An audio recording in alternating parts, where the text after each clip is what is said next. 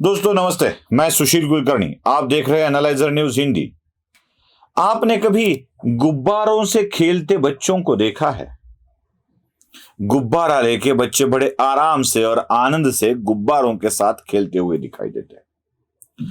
उसमें से एक नटखट बच्चा, जिसे कुछ ना कुछ तो खुरापात निकालने की आदत होती है, वो अपने हाथ में सुई या कुछ ऐसी वस्तु लेकर गुब्बारे में गोप देता है और गुब्बारा फूट जाता है। धड़ाम से आवाज आती है। एकदम बड़ा गुब्बारा हाथ में एक रबर का टुकड़ा बन के आ जाता है और गुब्बारों से खेलने का सपना टूट जाता है। ठीक ऐसे ही कुछ राजनीति में हो रहा है क्या? ठीक ऐसी ही बात कुछ हो रही है क्या?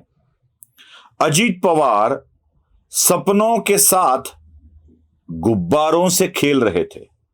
मतलब मुख्यमंत्री होने का, चीफ मिनिस्टर होने का सपना अजीत पवार देख रहे थे और किसी ने उसी गुब्बारे को सुई से या किसी ऐसी नुकीली चीज से टोक दिया, गुब्बारा फूट गया।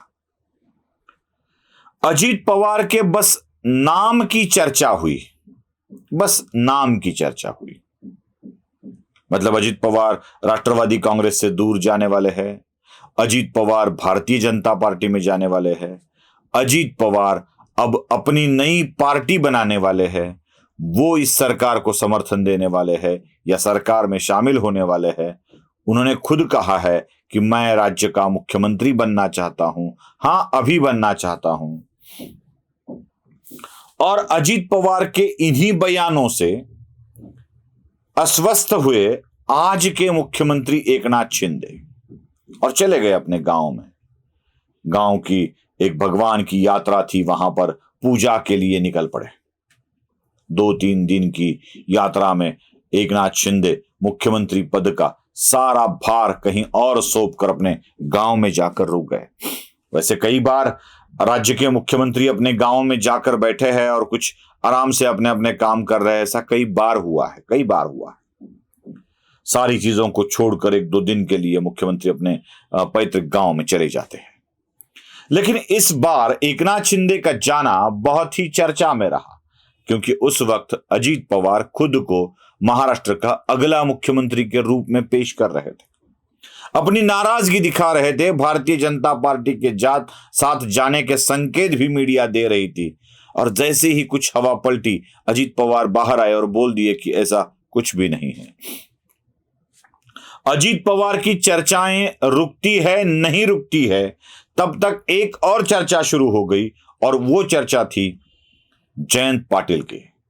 जयंत पाटिल महाराष्ट्र के मुख्यमंत्री बनेंगे, इतना ही नहीं आदर्श मुख्यमंत्री बनेंगे, ऐसा बोल गए सांसद अमोल कोले।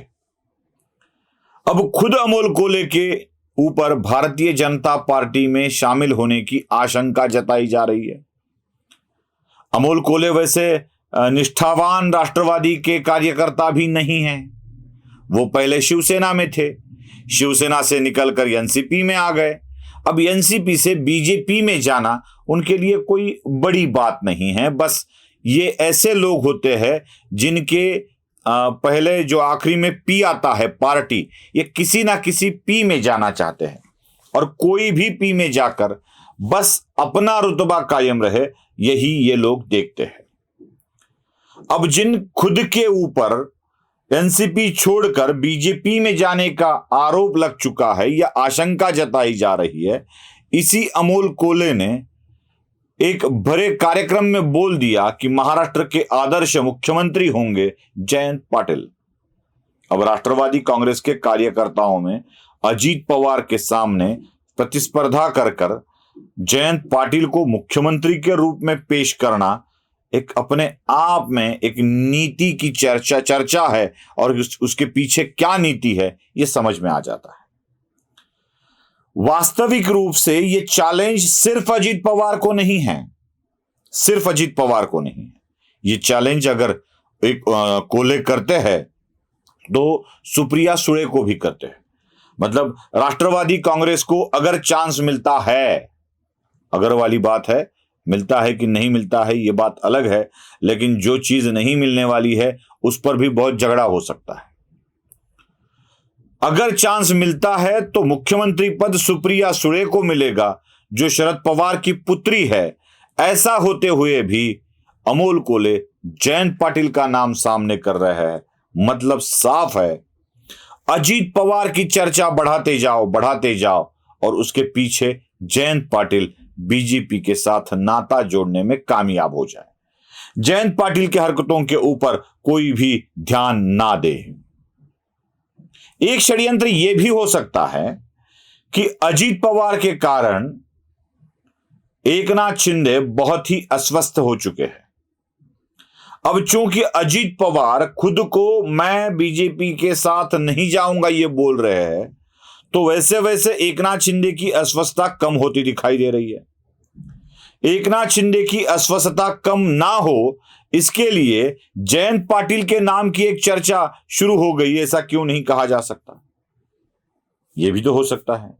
उधर शरद पवार भी एक बयान देते हैं और उस बयान में शरद पवार खुद कहते हैं कि अगर एनसीपी की रोटी जलनी नहीं है तो रोटी को बदलना पड़ेगा, पलटना पड़ेगा, क्योंकि जिस तवे पर रोटी सेकी जाती है उसको बार बार उठा के पलटाया जाता है। अगर ना पलटी गई तो रोटी जलने की संभावना होती है। रोटी को पलटना जरूरी है, ऐसा शरद पवार को लगता है। तो किस रोटी को पलटने की बात कर रहे हैं शरद पवार? क्या उनको अजीत पवार को रिप्लेस करना है?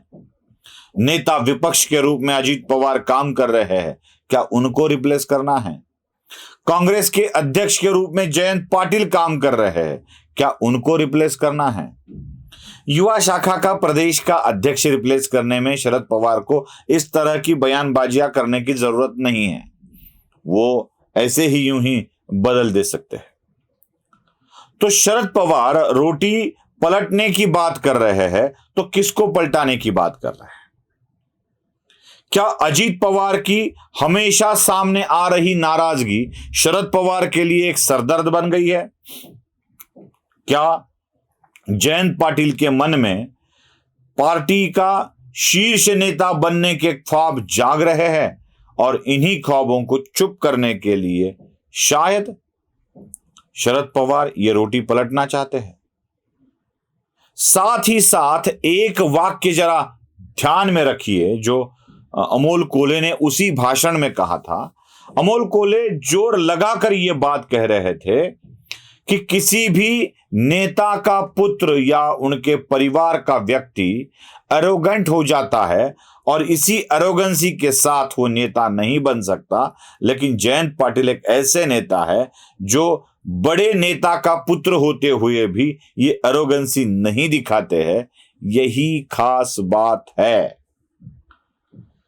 जयंत पाटिल एरोगेंट नहीं है ये बताने वाले लोग, नेता के परिवार के लोग एरोगेंट है ये किसको बोल रहे थे? अजीत पवार की चर्चा सामने कर कहीं जयंत पाटिल तो अपना खेल आगे नहीं बढ़ा रहे हैं? यही एक सवाल हमारे मन में पैदा होता है। आपको क्या लगता है? कमेंट में जरूर बताइएगा।